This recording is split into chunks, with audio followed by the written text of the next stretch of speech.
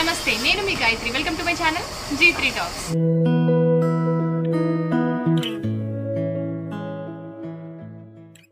గత 70 సంవత్సరాలుగా ప్రజల యొక్క నమ్మకాన్ని, విశ్వాసాన్ని చూరగొంటున్న సంస్థ LIC.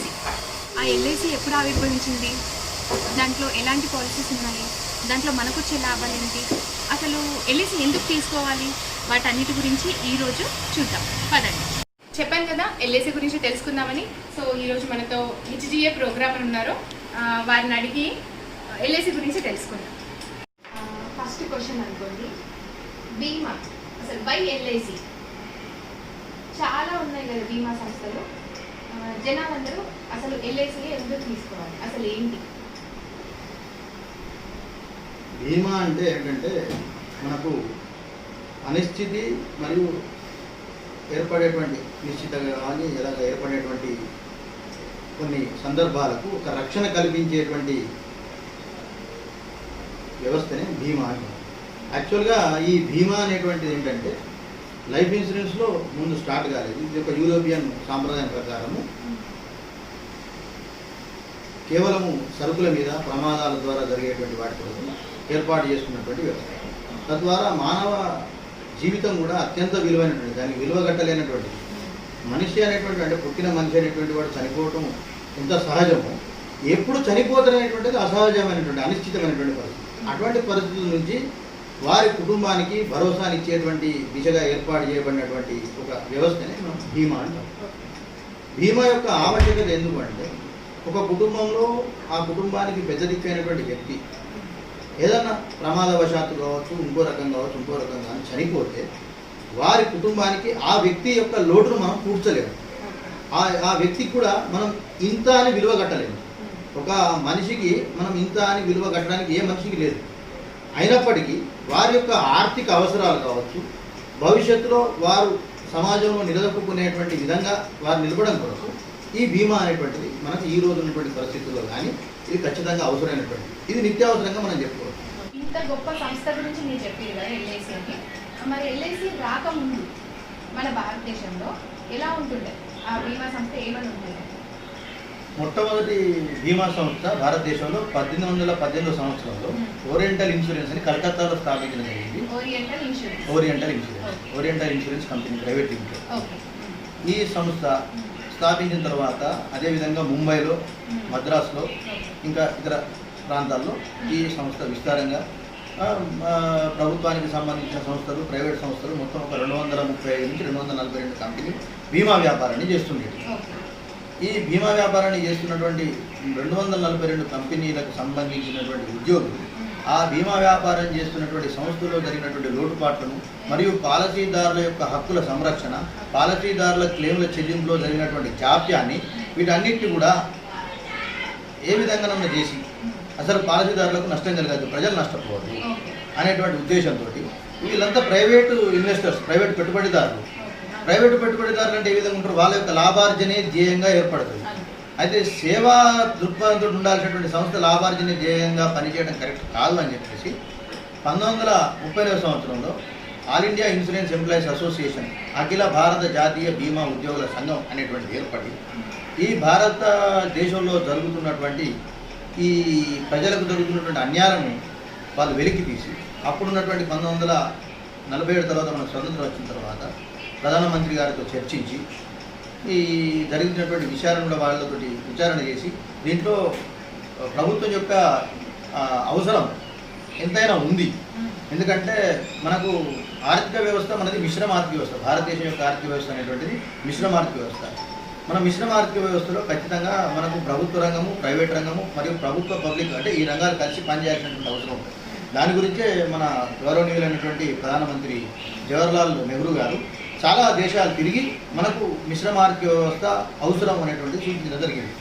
ఆ కోణంలోనే అప్పుడున్నటువంటి ప్రధానమంత్రి నెహ్రూ గారు మరియు ఆర్థిక మంత్రి దేశ్ముఖ్ గారు వీళ్ళు చేసేసి ఈ 108 భారత కంపెనీలు, ఒక 19 భారతీయేతర ఇతర దేశ కంపెనీలు మరియు ఒక 70 నుంచి 80 సంస్థలు PF ఈ ప్రావిడెంట్ సంబంధించినటువంటి వ్యాపారం చేసేటువంటి సంస్థలు, వీటన్నిటిని విలీనం చేసి ఒకే ఎంటిటీగా, ఒకే సంస్థగా మార్చి 19 జనవరి రోజు దీన్ని ఆర్డినెన్స్ జారీ చేసి ఎల్ఐసి జాతీయకరణ బిల్లును ఆమోదం చెందించి దాని యొక్క ఎఫెక్ట్ అనేటువంటిది 1956 సెప్టెంబర్ 1 నుంచి జాతీయకరణ చెందినటువంటి ఒక సంస్థగా ఆవిర్భావం చెందినటువంటిదే life insurance corporation of India.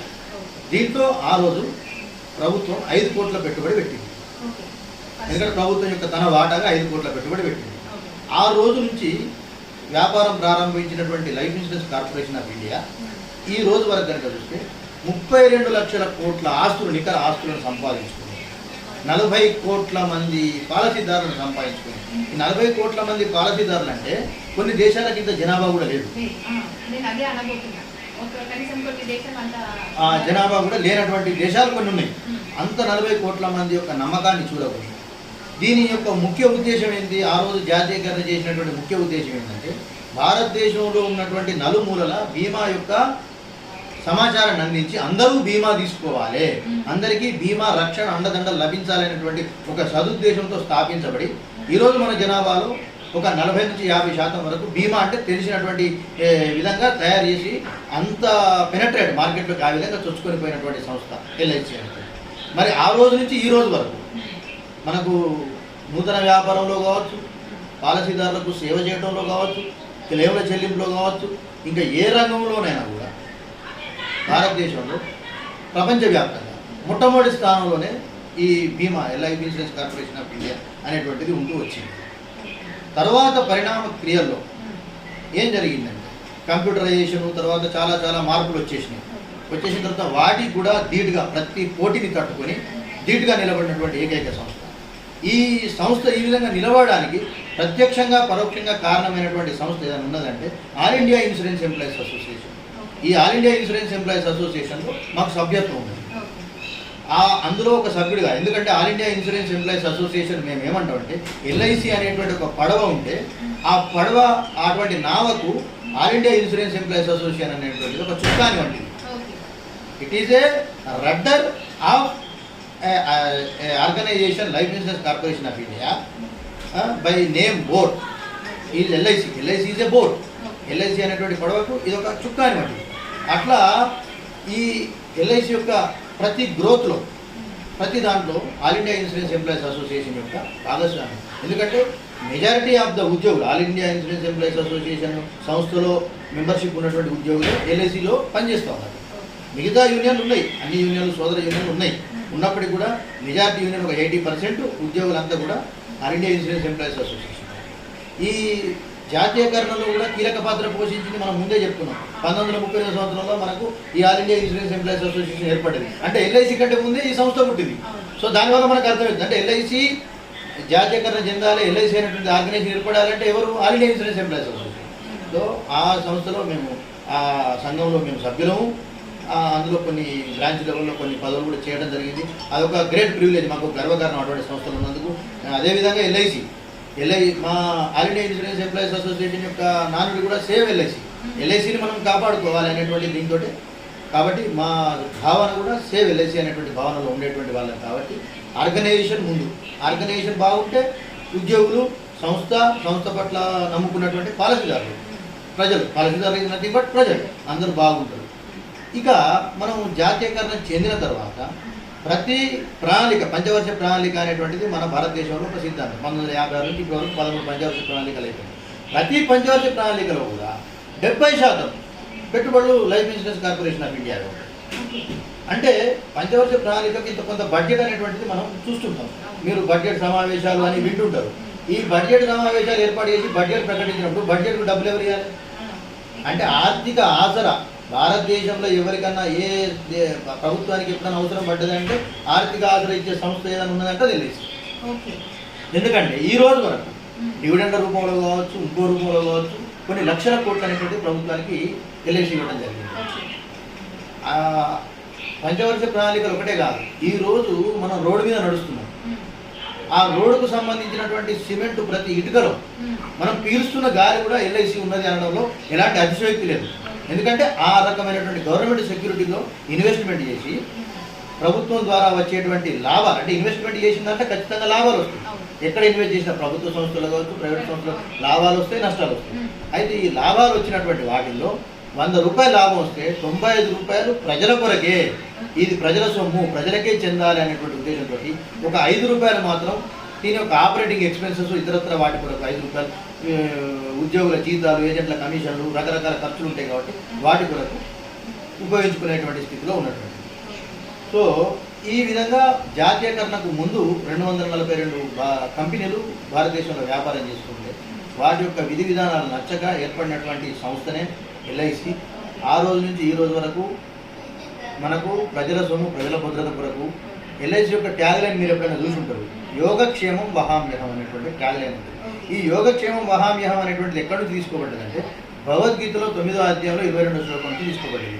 అనన్యాశ్చింతయంతోహం ఏ జనా పర్యుపాసతే తేషాభి నిత్యాభియుక్తానం యోగక్షేమం వహామ్యహం. అంటే అర్జునునికి శ్రీకృష్ణుడు చెప్తుంటాడు, మిగతా అన్నిటి వాళ్ళ మీరు చింతలు పెట్టుకోకుండా మీరు నా యందు విశ్వాసంతో నన్ను ప్రార్థిస్తే మీ యొక్క యోగక్షేమాలు నేను చూస్తా అని. సో ఎల్ఐసి యొక్క ట్యాగ్ లైన్ చూస్తే మీకు అర్థమవుతుంది, మీరు వేరే ఆలోచించకుండా మా యందు విశ్వాసంతో మీరు డబ్బులు పెట్టండి, మీ యొక్క యోగక్షేమాలు మేము చూస్తాము అని ఈ 2 చేతుల మధ్య జ్యోతిని ఆర్పకుండా పట్టుకున్నటువంటి సింబల్. అంటే మీ యొక్క యోగక్షేమాలు చూసేటువంటి బాధ్యత మేము తీసుకుంటున్నాము, ఇక మీరు వేరే వాటి గురించి చింతన పడద్దు అనేటువంటి ఒక దాంతో ఏర్పడినటువంటి సంస్థ ఈ రోజు వరకు చెరగని ముద్ర వేసుకోకుండా అదే సిద్ధాంతంలో, అదే ప్రాతిపదికన, అదే విధంగా నడుస్తూ ఉన్నది. సో ఒక క్రమశిక్షణ కలిగినటువంటి సంస్థ. అటువంటి సంస్థలో ఈరోజు కొన్ని లక్షల మంది ఉద్యోగులు ఉన్నారు, కొన్ని లక్షల మంది ఏజెంట్లు ఉన్నారు, మనం చెప్పుకున్నట్టుగా 40 కోట్ల మంది పాలసీదారులు ఉన్నారు. భారతదేశంలో ఏ పంచవర్ష ప్రణాళికైనా, ఏ రకమైన ఇన్వెస్ట్మెంట్స్ అయినా చేసేది ఎల్ఐసియే. మన ఇండియాలోనే కావచ్చు, వేరే దగ్గరైనా కావచ్చు, ఎల్ఐసి బీమా సంస్థ సేఫెస్ట్ అని చెప్పేస్తున్నారు. సో ఎల్ఐసి కాకుండా ఇంకా వేరే ఏమైనా బీమా సంస్థలు ఉన్నాయా? ఒకవేళ ముందు ఉంటే ఎల్ఐసి ఫస్ట్ ప్రిఫరెన్స్ ఎందుకు? అయితే 1991 సంవత్సరంలో మన భారత ప్రధానమంత్రి పివి నరసింహారావు గారు ఒక చట్టాన్ని తీసుకురావడం, దాన్ని నూతన సరళీకృత ఆర్థిక విధానాలు, న్యూ ఇండస్ట్రియల్ పాలసీ అని అంటారు. దాని ప్రకారం ఏంటంటే మోనోపోలీ సంస్థలన్నిటి కూడా వాటికి మళ్ళీ ప్రత్యామ్నాయాలు, ఆల్టర్నేటివ్స్ కావాలనేటువంటి ఉద్దేశంతో అన్ని ఏకస్వామ్య సంస్థలు ఉండేవి. ఆ ఏకస్వామ్య సంస్థల్లో కూడా ఎల్ఐసి అనేటువంటి ఒక భాగం. సో ఈ ఎల్ఐసి కొరకని తీసుకురాలి ఆయన చట్టాన్ని. వేరే ఇతర సంస్థలు కొన్ని మోనోపోలీ ఉండే, వాటికి ప్రత్యామ్నాయాలు కావాలనేటువంటి తీసుకురావడం జరిగింది. దాని దృష్టికోణంలోనే ఆవిర్భవించినటువంటి ప్రైవేటు సంస్థలు కొన్ని ఎల్ఐసి వ్యాపారాన్ని చేయడానికి ముందొచ్చాయి. సో దానికి 1999 ఇన్సూరెన్స్ అమెండ్మెంట్ బిల్లు ద్వారా ఇన్సూరెన్స్ రెగ్యులేటరీ డెవలప్మెంట్ అథారిటీ అనేటువంటి దాన్ని ఒక సంస్థను, అటానమస్ బాడీని ఏర్పాటు చేసి కేంద్ర ప్రభుత్వం యొక్క ఫైనాన్స్ డిపార్ట్మెంట్కు ఒక అటానమస్ బాడీని ఏర్పాటు చేసి తద్వారా భారతదేశంలో 25 ప్రైవేట్ బీమా సంస్థలను ఆహ్వానించడం జరిగింది. మీరు ఎప్పుడైనా కొన్ని పేర్లు వినుంటారు, బజాజ్ అలియన్స్ అని, టాటా ఏజ్, ఐసిఐసిఐ లాంబార్డ్, ఇట్లా కొన్ని పేర్లు వినుంటారు. అంటే దీంట్లో ఏమవుతుందంటే ప్రైవేటు వ్యక్తులు కొన్ని ఇతర సంస్థల యొక్క పెట్టుబడులను కూడా తీసుకొని వాళ్ళు బీమా వ్యాపారం చేసుకుంటారు. దీని కొరకు ఐఆర్డీఏ పర్మిషన్ ఇవ్వాలి, వాళ్ళు బీమా వ్యాపారం చేయాలి. ఐఆర్డీఏ కొన్ని ఆంక్షలు పెడుతుంది. అంటే రేపు భవిష్యత్తులో ఈ సంస్థ దివాలా తీస్తే అందులో పెట్టినటువంటి పాలసీదారు, డబ్బులు పెట్టినటువంటి పాలసీదారుల పరిస్థితి ఏంటిది, అందుకొరకని కొంత సాల్వెన్సీ మార్జిన్. అంటే సాల్వెన్సీ మార్జిన్ అంటే మనము దివాలా తీసినా కూడా దివాలా నుంచి వాళ్ళకు చెల్లించవలసినటువంటి చెల్లింపులు చేసేటువంటి విధంగా ఒక మార్జిన్ అనేటువంటిది క్రియేట్ చేస్తుంది. ఆ సాల్వెన్సీ మార్జిన్ వాళ్ళ దగ్గర డిపాజిట్ చేయాల్సి ముందే. ఆ సాల్వెన్సీ మార్జిన్ డిపాజిట్ చేసిన సంస్థలకు ఐఆర్డీఏ పర్మిషన్ ఇస్తుంది.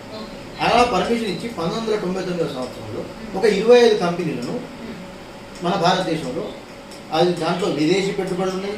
ఎందుకంటే 1991 సరళీకృత ఆర్థిక విధానాల ద్వారానే విదేశీ ప్రత్యక్ష పెట్టుబడులు మరియు విదేశీ పెట్టుబడుల యొక్క ఆహ్వానం అనేటువంటిది మన దేశంలో ఉంది కాబట్టి దాని ద్వారా మన దేశంలోనికి విదేశీ పెట్టుబడులను ఆహ్వానించి కొన్ని బీమా సంస్థలు వ్యాపారం చేయడం అనేది జరిగింది. సో 1999లో వాళ్ళు ప్రారంభించారు. ఇప్పటికి ఎన్ని సంవత్సరాలు అయింది? 2020 అంటే దాదాపు 20 సంవత్సరాలుగా వ్యాపారం చేస్తున్నారు. 20 సంవత్సరాల నుంచి కూడా ఇన్ని సంస్థలు పోటీలో ఉన్నప్పటికీ కూడా ఎల్ఐసి అనేటువంటి తన మార్కెట్ షేర్ అంటే మార్కెట్లో తన యొక్క భాగస్వామ్యం, ప్రీమియంలోనైతేనేమి, పాలసీ నెంబర్లోనైతేనేమి, ఇంకా క్లెయిమ్ల చెల్లింపులోనైతేనేమి, ఇంకా బీమాకు సంబంధించినటువంటి ఎలాంటి విషయాల్లో అయితేనేమి 75% తను మార్కెట్ని ఆక్యుపై చేస్తున్నారు. అంటే ప్రైవేట్ సంస్థలు రాకముందు వేరే సంస్థే లేదు కాబట్టి 100%. ఇప్పుడు ప్రైవేట్ సంస్థలు ఎన్ని వచ్చినాయి? మనకు 25 వచ్చినాయి. 25 వచ్చినా కూడా ఎల్ఐసి యొక్క వాటా ఎంత ఉన్నది? 78% ఉంది. అంటే కొన్ని సంవత్సరాలు 1% కూడా ఆక్యుపై చేయాలన్నట్టే కదా. 20 ఇది 75 నుండి 25 ఉంటే వాళ్ళే 1% ఉన్నాయి అనుకోవచ్చు. సో ఇది 75 నుండి మిగతా సంవత్సరాలంతా కలిపి 22 ఉన్నది.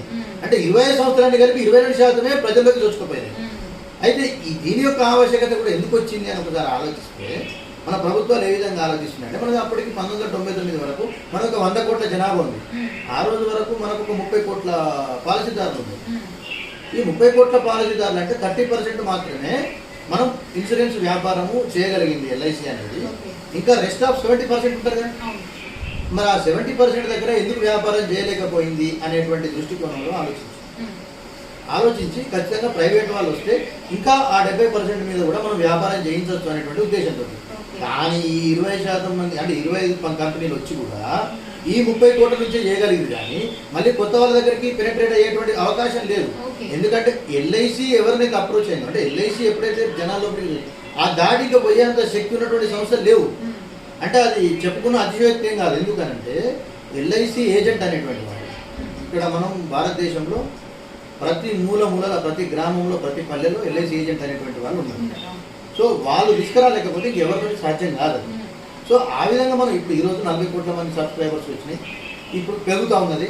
అంటే వ్యాపారం అనేటువంటిది బీమా వ్యాపారం చేస్తూ ఉన్నప్పుడు కూడా కొన్ని కంపెనీలు ఈ మధ్యకాలంలో కొన్ని అమాల్గమేట్ అయిపోయినాయి. ఇప్పుడు మనం మొన్నటికి మనం చూస్తున్నాం చాలా బ్యాంకులు కూడా అమాల్గమేట్ అయినాయి. రీసెంట్గా మనకు union bank of India Andhra bank కలిసిపోవడం దీంతో కూడా ఒక కొన్ని కారణాలు అంటే ప్రభుత్వం యొక్క వైఫల్య కారణాలు. జనరల్గా ప్రభుత్వం యొక్క సిద్ధాంతం ఏంటంటే ప్రభుత్వం ఏం చేయాలంటే ఎప్పుడైనా ఏదైనా ప్రభుత్వ కంపెనీ కానీ ప్రభుత్వ రంగ సంస్థ కంపెనీ కానీ కొద్దిగా నష్టాలు ఉన్నదంటే ఆ నష్టాలను ఆదుకునే విధంగా తాను పెట్టుబడులు పెట్టి ఆ నష్టాన్ని భర్తీ చేసేటువంటి స్థితిగా పోవాల్సినటువంటి అవసరం ఉంటుంది.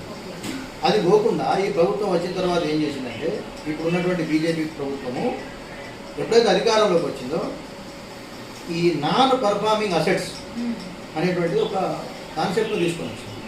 అంటే బ్యాంకులను మరియు ఇన్సూరెన్స్ సంస్థలను సరళీకృతం చేయాలనేటువంటి విధానంతో నాన్ పర్ఫార్మింగ్ అసెట్స్ అనేటువంటిది బ్యాంకుల్లో తీసుకొని వచ్చింది. ఈ నాన్ పర్ఫార్మింగ్ అసెట్స్ అనేటువంటిది బ్యాంకుల జాతీయకరణం నుంచి ఉంది. ప్రతి 3 నెలలకు ఒకసారి ప్రతి బ్యాంకు కూడా తన దగ్గర ఉన్నటువంటి నాన్ పర్ఫార్మింగ్ అసెట్స్ను రిజర్వ్ బ్యాంక్ ఆఫ్ ఇండియా దగ్గర ఇది త్రైమాసిక విధానం క్వార్టర్లీ బేసిస్లో వాళ్ళు ఫైలింగ్ చేస్తూ ఉంటారు. సో అప్పటి నుంచి అంటే మన స్వాతంత్రం 1947 వచ్చింది. 1947 నుంచి 2014 దాకా నాన్ పర్ఫార్మింగ్ అసెట్స్ యొక్క కాన్సెప్టే లేదు. 2014లో దాన్ని తీసుకొని వచ్చి ఈ బ్యాంకులను దివాలా చేయడానికి ప్రభుత్వమే ప్రత్యక్షంగా పరోక్షంగా కారణమైంది. సో వాటిని మళ్ళా 4 బ్యాంకులను కలిపి ఒక బ్యాంకు చేసి ఈ రకమైనటువంటి కొద్దిగా తోలుబొమ్మల ఆటలు ఆడిపించి జనాల్ని పిచ్చోదం చేసేటువంటి వ్యవస్థలో ఈరోజు ఉన్నటువంటి ప్రభుత్వం ఉంది. అంటే ప్రజలంతా పిచ్చివాళ్ళేం కాదు. ఎందుకంటే ప్రజలు కూడా అన్ని అబ్జర్వ్ చేస్తారు. కొంత ఫైనాన్షియల్ సబ్జెక్ట్ మీద అవగాహన ఉన్నందుకు ఇది అర్థమవుతుంది. ఇప్పుడు ఇంతకుముందు FRDAI బిల్ అని తీసుకొచ్చింది. దాన్ని ఖచ్చితంగా వ్యతిరేకించి మా యూనియన్ ద్వారా మరియు మా సంస్థ ద్వారా అన్ని సంఘాలు దాన్ని ప్రతిఘటించి ఆ బిల్లును పార్లమెంట్లో ప్రవేశపెట్టకుండానే చేసింది. సో ఇప్పుడు మనకు వచ్చినటువంటి విషయం ఏంటంటే ఎల్ఐసిలో క్లెయిమ్లు చెల్లించడం అనేటువంటిది చాలా అద్భుతంగా అంటే పాలసీదారుల దగ్గరికి వెళ్ళి డబ్బు కట్టించుకోవటమే కాదు, వాళ్ళకు రావాల్సినటువంటి మధ్యకాలిక కాదు చివరి కాలంలో కూడా పేమెంట్ చేయాల్సి అంటే మధ్యకాలిక పేమెంట్స్ అంటే సర్వైవల్ బెనిఫిట్స్ అని మనీ బ్యాక్ పాలసీలలో ఉంటుంది. అదేవిధంగా మెచ్యూరిటీ ఇచ్చేదాన్ని మెచ్యూరిటీ క్లెయిమ్ అంటారు, మధ్యలో చనిపోతే ఇచ్చేటటువంటి దాన్ని డెత్ క్లెయిమ్ అంటారు. తర్వాత లైఫ్ కవరేజ్ ఉన్నటువంటి వాటికి, తర్వాత పెన్షన్ పాలసీలు, రకరకాల పాలసీలు ఉన్నాయి ఎల్ఐసిలో. సో ఇవన్నీ కూడా ఈ ఎల్ఐసి పాలసీలు ఎందుకు తీసుకోవాలంటే ఎల్ఐసిలో ఒక్కొక్క పాలసీకి ఒక్కొక్క ప్రత్యేకత ఉంది. వాటి పేర్లు కూడా అదే విధంగా ఉంటాయి. ఇప్పుడు జీవన్ ఆనంద్ అనే ఒక పాలసీ ఉంది. జీవన్ ఆనంద్ యొక్క ట్యాగ్లైన్ ఏంటంటే జిందగీ కే సాత్ జిందగీ కే బాద్. అంటే జీవన్ ఆనంద్లో ఒక వ్యక్తి తన ఆ పాలసీ పరిమితి కాలం గడువు డబ్బులు కట్టుకుంటూ పోతుంది. తనకు మెచ్యూరిటీ అయిన తర్వాత అంటే పాలసీ కాల పరిమితి ముగిసిన తర్వాత తనకు ఆ మెచ్యూరిటీ డబ్బులు అనేటువంటిది ఇవ్వబడదు. అయిపోయిన తర్వాత 100 సంవత్సరాల తర్వాత 100 సంవత్సరాల వరకు అంటే తను 30 సంవత్సరాలు ఉన్నాడు, 20 సంవత్సరాల వరకు జీవనానందంగా డబ్బులు కట్టిండు. ఆ 20 అంటే 50 సంవత్సరాలకు తనకు పాలసీ మెచ్యూర్ అవుతుంది. ఆ డబ్బులు ఇచ్చేస్తారు. ఇచ్చిన తర్వాత 50 నుంచి మళ్ళీ ఇంకొక 50 సంవత్సరాలు అంటే 100 సంవత్సరాలు. ఈ 50 సంవత్సరాలకు కూడా ఆ బీమా మొత్తానికి అతనికి ఇన్సూరెన్స్ కవరేజ్ ఉంటుంది. అంటే ఆ 100 సంవత్సరాలు ఎప్పుడు చనిపోయినా మళ్ళీ ఆ డబ్బులు వస్తాయి. అంటే దీని అర్థం ఏంటిది? జిందగీకే సార్ అంటే ఉన్నంతసేపు డబ్బులు ఇస్తాం. అంటే 20 సంవత్సరాలు కట్టిన తర్వాత డబ్బులు ఇచ్చినాం, పోయిన తర్వాత జిందగీకే బార్. ఈ విధంగా ప్రతి జీవన్ భారతి, తర్వాత వికలాంగుల పాలసీలు, తర్వాత జీవన్ కిషోర్, ఇట్లాంటి పిల్లల పాలసీలు, బీమా, బచత్, సింగిల్ ప్రీమియం, ఇలా వాటి పేర్లోనే దాని యొక్క సగం మనకు ఈ పాలసీ యొక్క కాన్సెప్ట్ ఏంటని అర్థమవుతుంది. తర్వాత ఎల్ఐసినే ఎందుకు, ఇప్పుడు పోస్టల్ ఆఫీస్ ఇన్సూరెన్స్ ఉంది, ప్రైవేట్ ఇన్సూరెన్స్ ఉంది, అదర్ ఇన్సూరెన్స్ ఉన్నది, చాలా ఇన్సూరెన్స్ కంపెనీస్ ఉన్నాయి. ఎల్ఐసిని ఎందుకు అనేటువంటి విషయానికి వస్తే, ఎల్ఐసిలో ప్రీమియం డబ్బులు ఏ విధంగా తీసుకుంటాము, క్లెయిమ్ చెల్లింపు అంతే ప్రాంప్ట్గా, అంతే పద్ధతిగా, ఖచ్చితత్వంతో ₹1, ఇప్పుడు Jeevan Anand policy same age group వాళ్ళు మీరు ఇద్దరు తీసుకుంటే ఇద్దరికి మెచ్యూరిటీ నాడు సేమ్ అమౌంట్ వస్తుంది. ఒక ₹1 కూడా కాశ్మీర్ నుంచి కన్యాకుమారి పర్యంతం 2045 బ్రాంచీల్లో ఎక్కడ పోయినా ఒకటే పద్ధతి ఉంటుంది. ఈ పద్ధతి ఉత్తర భారతదేశం ఈ పద్ధతి, దక్షిణ భారతదేశం ఆ పద్ధతి, అట్లా ఏం ఉండదు. అన్నీ ఒకటే సిద్ధాంతం, ఒకటే మెచ్యూరిటీ క్లెయిమ్, ఒకటే ఫాము, ఒకటే బాండు, ఒకటే సిద్ధాంతం. ప్లస్ మా దగ్గర ఎందుకు తీసుకోవాలి అనేటువంటి దానికి చెప్తే, మా దగ్గర డివిడెండ్ ఎక్కువ వస్తుంది. అంటే ఈ డివిడెండే బోనస్ రూపంలో ఇస్తాం. డివిడెండ్ ఎందుకు ఎక్కువ వస్తుంది అంటే, మా పెట్టుబడులు ఎక్కువ రావు. ఇంతకుముందే మనం ఒకసారి విచారణ చేసుకున్నాం. ₹100 లాభం వస్తే మేము ₹95 పాలసీదారునికి ఇస్తాం. సో ఆటోమేటిక్గా మన యొక్క డివిడెండ్ రేట్ ఎక్కువ ఉంటుంది, తద్వారా బోనస్ ఎక్కువ ఉంటుంది. కాబట్టి ఖచ్చితంగా ఎల్ఐసినే తీసుకోమని మేము ఎల్ఐసిలో పనిచేయనప్పటికీ చాలామంది బయట వాళ్ళు కూడా ఎల్ఐసి అంటే ఒక విశ్వాసం, ఒక నమ్మకం. అక్కడ డబ్బులు పెడితే ఎటు పోవు, 100% మా డబ్బులు వస్తాయి. మీకైనా ఎవరికైనా ఆల్మోస్ట్ మామూలు ప్రజలు కూడా ఎల్ఐసి అంటే తెలుసు. సో ఎల్ఐసిలో తీసుకోమడానికి గల కారణం ఏంటంటే మీకు రక్షణ, మీ డబ్బులకు ఖచ్చితంగా రక్షణ. సో అది మెయిన్ కారణం.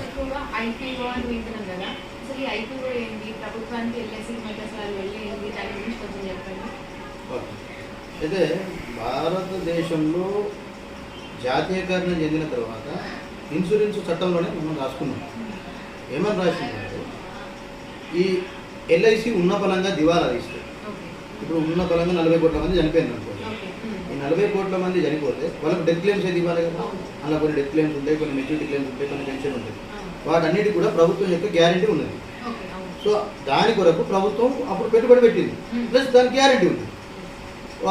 గ్యారంటీ అనేటువంటిది అది అట్లే ఉన్నది ఇప్పటికీ. ఆ చట్టం అంటే ఆ చట్టంలో ఎలాంటి మార్పు లేదు. అయితే ఇప్పుడు ఈ ప్రభుత్వం ఏం చేస్తుందంటే, ప్రభుత్వంకు వాళ్ళ బడ్జెట్కు కొంత డబ్బు అనేటువంటి లోటు ఏర్పడింది. ఇది ద్రవ్యోల్బణం అని చెప్తున్నారు, చాలా కారణాలు చెప్తున్నారు. ఇది ప్రతి ప్రభుత్వానికి ఏర్పడేది, ప్రతి సందర్భం. ఐపీఓ అనేది అర్థం ఏంటంటే ఇనిషియల్ పబ్లిక్ ఆఫర్. అంటే ఏ ప్రభుత్వ రంగ సంస్థ కానీ ప్రభుత్వ సంస్థను కానీ ఎవరైనా ప్రైవేట్ వ్యక్తి కొనాలి అంటే దీన్ని స్టాక్ మార్కెట్లో ప్రవేశపెట్టబడే ప్రక్రియను ఐపీఓ అంటారు. ఈ ఐపీఓలు ఏం చేస్తారంటే కొన్ని వాటాలను, అంటే ప్రభుత్వం మొదలు ఏమని చెప్పిందంటే 5% వాటాలను ఉపసంహరించుకుంటామని చెప్పింది. తర్వాత 10% అన్నది, ఇప్పుడు 25%కి వచ్చేసింది. అంటే వాళ్ళ ఇష్టమిగా. ఇప్పుడు ఈ 20% 50% కావచ్చు, 50 రేపు 100% కూడా కావచ్చు. అంటే ఇలాంటప్పుడు మనము జాతీయకరణ చేసినటువంటి జేఎం అనేటువంటిది ఉంటుందా పోతుందా? ఆబ్వియస్గా పోతుంది. ఎందుకంటే మన సంస్థ తీసుకపోయి ఎవడో ప్రైవేట్ పెట్టుబడి వ్యక్తి చేతిలో పెడితే, యాక్చువల్గా ఈ ఎల్ఐసి అనేటువంటిది ఎవరి సంస్థ అనేటువంటి సంశయాలు చాలా మందికి ఉండొచ్చు. ఇది ప్రభుత్వందా, లేకపోతే ఎల్ఐసి చైర్మన్దా, లేకపోతే ఎల్ఐసిలో పనిచేసిన మా ఉద్యోగులదా, ఇట్లాంటి డౌట్స్ కూడా మీకు ఉండొచ్చు. యాక్చువల్గా ఈ సంస్థ అనేటువంటిది ప్రజలది. ఎందుకంటే ప్రజలు అందులో డబ్బులు పెడుతున్నారు, దాంట్లో వచ్చినటువంటి డబ్బులను ప్రజలు తీసుకుంటున్నారు. అది 40 కోట్ల మంది ప్రజలకే కాకుండా ఎంటైర్ మన భారతదేశ ఆర్థిక వ్యవస్థ కూడా ప్రధానమైనటువంటి ఒక సంస్థ అది. ఎందుకంటే మనం ఇప్పుడు ఆర్థికంగా ఏ అవసరం ఉన్నా, ఎప్పుడు లోటుపాట్లు వచ్చినా, ఎప్పుడు విపత్తులు వచ్చినా, ఎప్పుడు ఏ రకమైనటువంటి ఇబ్బంది వచ్చినా నేను ఉన్నా అని భారతదేశ ఆర్థిక వ్యవస్థకు వెన్నెముకగా అండుదండగా నిలిచినటువంటి సంస్థను నిర్వీర్యం చేయాలి. ఇప్పుడు ఇంతకుముందు బిఎస్ఎన్ఎల్, మీరు ఒక్కటే ఉదాహరణ తీసుకోండి. బిఎస్ఎన్ఎల్ ఇప్పటి వరకు 4G శాంక్షన్ కాదు. మరి జియోకి ఎక్కడి నుంచి వచ్చిందండి? ఇప్పుడు బిఎస్ఎన్ఎల్ అనేది ప్రభుత్వ సంస్థ అని మనకు తెలుసు. జియో ప్రభుత్వ సంస్థనా? అంటే ఈ రోజు ఉన్నటువంటి ప్రభుత్వం ఏం చేస్తుందంటే, ఒక పెట్టుబడిదారులకు కొమ్ము కాసేటువంటి విధంగా ఈరోజు ఈ ఎల్ఐసిలో ఉన్నటువంటి డబ్బులన్నీ దండుకుంటే, నా టర్మ్ ఉన్నంత వరకు నా బడ్జెట్కు, నా జీడిపికి అవసరం జీడిపి హైకని చూపించుకొని బయటపడితే నెక్స్ట్ వచ్చినప్పుడు ఏమన్నా కానీ ప్రజలు ఏమన్నా కానీ ఎవరేమన్నా కానీ వాళ్ళకి సంబంధం లేదు. ఇప్పుడు నేను ఉన్నంత వరకు సేఫ్ సైడ్ ఉంటే, అంటే నా పిల్లల గురించి కానీ తర్వాత వాళ్ళ జనరేషన్ నేను ఆలోచించాలి. నాకు ఇంట్లో నిత్యావసరాలు లేవు, ఇవాళ ఈ రూమ్ అమ్ముతా, రేపు మళ్ళీ నిత్యావసరాలు తక్కువ పడతాయి, ఇంకో రూమ్ అమ్ముతా, మళ్ళీ ఎల్లుండి అవసరం పడతాయి, ఇంకో రూమ్ అమ్ముతా. నాకు 4 రూమ్లు ఉన్నాయి అనుకోండి, 4 సార్లు అమ్మేస్తా, బస్ నా జీవితం అయిపోతుంది. నెక్స్ట్ వచ్చాడు ఎక్కడ ఉంటాడు, మనకి నీడ చేయకుండా చేసేటువంటి ఈ దుర్మార్గమైనటువంటి చర్య. అయితే దీన్ని మేము ఆల్ ఇండియా ఇన్సూరెన్స్ ఎంప్లాయీస్ అసోసియేషన్గా, తర్వాత మాకు అనుబంధ సంస్థలైనటువంటి class 1 federations, development officers union, తర్వాత లియాబీ, ఎల్ఐసి ఏజెంట్స్ యూనియన్, తర్వాత యావత్ ప్రజానీకం కూడా దీన్ని వ్యతిరేకిస్తున్నారు. మొన్నటికి మొన్న ఒక పెద్ద వెబినార్ కార్యక్రమం జరిగింది. దాన్ని చాలామంది లైవ్లో వీక్షించారు, వేల మంది. ఈరోజు ఈ ఉద్యమానికి ప్రారంభ దశ స్టార్ట్ అయింది. అంటే ఎల్ఐసిలో ఐపీఓను వ్యతిరేకిస్తూ, ఐపీఓ ద్వారా పాలసీదారులకు ఏమైనా నష్టం జరుగుతుందా అనేటువంటి కాన్సిక్వెన్సెస్ కూడా మనం ఆలోచిస్తున్నాం. పాలసీదారులకు నష్టం అంత ఎత్తున లేకున్నా కొంతవరకు ఖచ్చితంగా పాలసీదారులకు నష్టం జరుగుతుందని చెప్పాలి. అంటే ఇవాళ 10%, 20% కాదు, రేపు పూర్తిగా. మీరు ఒకటే విషయం ఆలోచించండి. ఈరోజు ఒక ప్రభుత్వ సంస్థగా, సేవా సంస్థగా ఉన్నటువంటిది 95 రూపాయల లాభాన్ని ప్రజలకు ఇచ్చి 5 రూపాయల లాభంతో వ్యవస్థ నడిపిస్తున్నాం. వ్యవస్థీకృతమైనటువంటి ఖర్చులను ఏర్పాటు చేసుకున్నాం. రేపు ఒక ప్రైవేటు పెట్టుబడి వ్యక్తి చేతిలో పెట్టామనుకోండి, వాడు అదేవిధంగా అంటే ప్రైవేటు కంపెనీ మీరు ఒక సంస్థను స్థాపించాలి అంటే ముఖ్య ఉద్దేశం ఏమిటంటే లాభార్జనే ధ్యేయంగా అనేటువంటిది ఒక ముఖ్య ఉద్దేశం ఉంటుంది. వాడు లాభాలు ఆశించేటువంటి వ్యక్తి ప్రజల కొరకు అనేటువంటిది 95 రూపాయలు వాడు ఇస్తా అంట. కాబట్టి ఆ నష్టం ఖచ్చితంగా వేటి ఎవరి మీద పడుతుంది? ప్రజల మీదనే కదా, పాలసీదారుల మీదనే కదా. ఇప్పుడు ఇవాళ ఎల్ఐసి ఉంది, మాకు ప్రణాళిక వ్యయంలో ఇంత తక్కువ పడ్డది అంటే ఎల్ఐసి గవర్నమెంట్ యొక్క సెక్యూరిటీలో ఇన్వెస్ట్ చేసి మేము ఉన్నాము అని చెప్పేసి ఆసరాగా. అంబానీ ఎప్పుడన్నా తక్కువ పడ్డప్పుడు అంబానీ, అదాని గ్రూప్ వచ్చి ఇస్తారా? ఇదే విజయమాల్యం, నీరవ్ మోదీ వచ్చి ఇవ్వగలుగుతారా? ఎల్ఐసి లాంటి సంస్థ ఇవ్వగలుగుతుంది. ఎందుకంటే సంస్థ పట్ల ప్రజలకు ఆ విశ్వాసం ఉంది, సంస్థకు ప్రభుత్వం పట్ల ఆ విశ్వాసం ఉంది, ప్రజల యొక్క అవసరాలు. ఎందుకంటే ప్రణాళిక వ్యయం అనేటువంటిది ప్రభుత్వం ఎందుకొరకు చేస్తుంది? ప్రజల యొక్క అవసరాల కొరకు చేస్తుంది. సో ప్రజలకు కావాలి, ప్రజలకు అవస్థాపన సౌకర్యాలు, ఇతర వ్యవస్థా సౌకర్యాలు కల్పించాలి అంటే ఎవరు చేయాలి ఈ పెట్టుబడి? అంటే మేము ఉన్నాం ముందరా అని చెప్పేసి ఎల్ఐసి చేస్తుంది. ఒక ప్రైవేట్ వ్యక్తి వచ్చి నేను ఇవ్వగలుగుతాడా? ప్రైవేట్ వ్యక్తి ఏం చేస్తాడు? ఒక మార్కెట్ పెడతాడు. మామూలు వ్యవసాయ రైతు దగ్గర 10 రూపాయలకు కొని వాడు షోరూంలో పెట్టి 20 రూపాయలకు అమ్ముకుంటాడు. ఎందుకంటే మనకి 10 రూపాయలు లాభం కావాలి. సో ఇక్కడ ఈ ఎల్ఐసి అనే సంస్థ లాభార్జన ధ్యేయంగా ఏర్పడ్డది కాదు, సేవే లక్ష్యంగా ఏర్పడినటువంటి సంస్థ. అదే పంతాలో నడుస్తాం. ఉండే మోస్ట్ ట్రస్టెడ్ బ్రాండ్ అవార్డు ఎన్నిసార్లు గెలుచుకుందాం? చాలా సార్లు గెలుచుకుంది. ఇప్పటికీ ప్రపంచంలో అగ్రగామి సంస్థగా ఈరోజు పేరు పొందిందంటే దాంట్లో ఉన్నటువంటి సిద్ధాంతం మెయిన్గా సేవా ఉద్దేశమే. మీరు ఒక ఎంఆర్ఓ ఆఫీస్కి వెళ్ళండి, లేదా ఒక మున్సిపల్, అంటే నేను ఎవరిని విమర్శించేటువంటి విధానం కాదు. అక్కడ మధ్య దళారీలు కావచ్చు, కొన్ని రకాల కరప్షన్ కావచ్చు ఉంటుంది. ఈ రోజు వరకు ఒక అన్కరప్టెడ్, నిజాయితీ కలిగినటువంటి, అసలు లంచం అనేటువంటి పదం అక్కడ రాదు.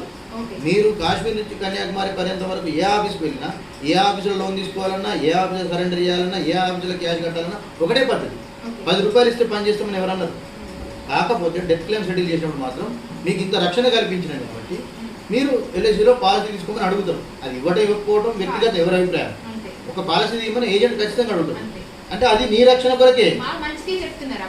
ఇప్పుడు నేను చనిపోయిన తర్వాత వచ్చినటువంటి క్లెయిమ్ డబ్బులు 50 లక్షలు వచ్చినాయి అనుకోండి, నా భార్య దగ్గరికి వెళ్ళి, నా పిల్లల దగ్గరికి వెళ్ళి అడుగుతారు, సార్ మీ నాన్నగారికి మేము ఇంత సేవ చేసినాము, 50 లక్షల క్లెయిమ్ వచ్చింది, మాకు ఇంకొక పాలసీ చేయండి అంటే వాళ్ళకు కూడా బీమా రక్షణ ఇస్తాం కదా.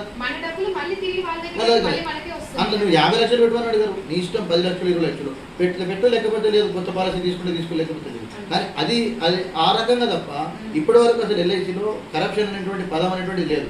అంత నిజాయితీగా నిబద్ధతతోటి నడుస్తున్నటువంటి ఏకైక సంస్థ ఎల్ఐసి. దాన్ని నిర్వీర్యం చేసే ప్రక్రియలో భాగమే ఐపీఓ. సో ఇంతకు ముందు కూడా ఇతర వేరే ప్రభుత్వాలు ఉన్నప్పుడు కూడా దీన్ని ప్రైవేటీకరణ చేయాలి అనేటువంటి ఆలోచనలు వచ్చినాయి. ఆలోచనలు వస్తే ఇదే ఆల్ ఇండియా ఇన్సూరెన్స్ ఎంప్లాయీస్ అసోసియేషన్గా మా పూర్వీకులు ఎన్నో పోరాటాలు చేసినటువంటి ఘన చరిత్ర మాది ఇన్సూరెన్స్. ఎందుకంటే ఇన్సూరెన్స్ జాతీయకరణ చేయడమే మా సంస్థ. అటువంటి జాతీయకరణ చేసి మా కన్నతల్లిలాగా ఉన్నటువంటి సంస్థకు మా కన్నతల్లి దగ్గరికి జోలికి వస్తున్నామంటే ఊరుకునే ప్రసక్తి లేదు. 100% దాన్ని మా సంస్థ ద్వారా వ్యతిరేకించి ఈ ఐపీఓ అనేటువంటి రాకుండా చేసేటువంటి ప్రక్రియ జరుగుతూ ఉన్నది. 100% విజయం సాధిస్తున్నటువంటి విశ్వాసం ఉంది. ఎందుకంటే ఐక్య పోరాటమే విజయానికి సూచన అనేటువంటి. మేము అన్ని సంఘాలతో ఐక్య వేదికగా పోరాటం చేస్తున్నాం. 100% దీంట్లో విజయం సాధిస్తున్నాం. అయినప్పటికీ కూడా ప్రజల యొక్క సహాయ సహకారాలు కూడా ఈ విషయంలో ఎంతైనా అవసరం ఉంది. వాళ్ళందరికీ కూడా ఎల్ఐసి గురించి తెలియనిది, ఏదో మేము పాలసీ కట్టినాము మాకు పైసలు వస్తున్నాయి, ఇట్లా కాకుండా దాన్ని డీప్గా మాకు ఎక్స్ప్లెయిన్ చేసినందుకు మా మనీని, మా కొంత మనీ అయినా పర్లేదు దాన్ని సేవ్ చేస్తూ మా కోసం దాచిపెడుతూ ఉండే సంస్థలో మీరు వర్క్ చేస్తూ దాని గురించి మాకు ఎక్స్ప్లెయిన్ చేసినందుకు చాలా థ్యాంక్స్. మా వాళ్ళందరి తరఫున మా తరఫున చాలా థ్యాంక్స్. మీకు కూడా చాలా ధన్యవాదాలు. ఎందుకంటే ఈ సమకాలీనటువంటి రాజకీయ పరిస్థితులలో జరుగుతున్నటువంటి మార్పును ప్రజల్లోకి తీసుకోవాలంటే ఒక మధ్య మార్గం మాకు కావాలి. ఒక యానకం లాగా మధ్య మార్గం ద్వారా ప్రజలకు కొన్ని విషయాలు తెలియపరిచే విధంగా, అంటే మీకు ఈ ఆలోచన ఎందుకు వచ్చిందో, ఎల్ఐసి గురించి మీరు వీడియో చేయాలని మీరు ఎందుకు ఆలోచించారో, అదొక నిజమైనటువంటి ఇప్పుడు ఈ మార్పు ఇక్కడ నుంచే స్టార్ట్ అవుతుందేమో కొంత మనకున్నటువంటి నాకే వచ్చింది మార్పు. నాకు ఇంతవరకు ఐపీఓ అనే దాని మీద అవగాహన లేదు. లేదు. ఇప్పుడు నాకే తెలిసింది. సో అది తెలుసుకోవాలనేటువంటి ఆ కుతూహలము, దాన్ని ఒక 10 మందికి తెలియజేయాలనేటువంటి ఆతృత మీకు ఉండడం, తద్వారా మేము కూడా ఇప్పుడు ఈ విషయాన్ని 10 మందికి తెలియజేయడం ద్వారా అసలు జరుగుతున్న వాస్తవ విషయాలు ఏంటనేటువంటి ప్రజల్లోకి వెళ్ళే అవకాశం ఉంటుంది. సో మీరు ఎల్ఐసి గురించి కూడా మీరు తెలుసుకొని మా దగ్గరికి రావడం చాలా సంతోషం, మాకు కూడా ఆనందం. ఈ వీడియో కనుక మీకు నచ్చినట్లయితే లైక్ చేయండి. ఎల్ఐసి యొక్క తత్వము, ఎల్ఐసి యొక్క ఉద్దేశాలు మీకు నచ్చినట్టయితే దీన్ని ఒక 10 మందికి షేర్ చేయండి. సబ్స్క్రైబ్ చేసుకోవడం మర్చిపోవద్దు. G3 Talks.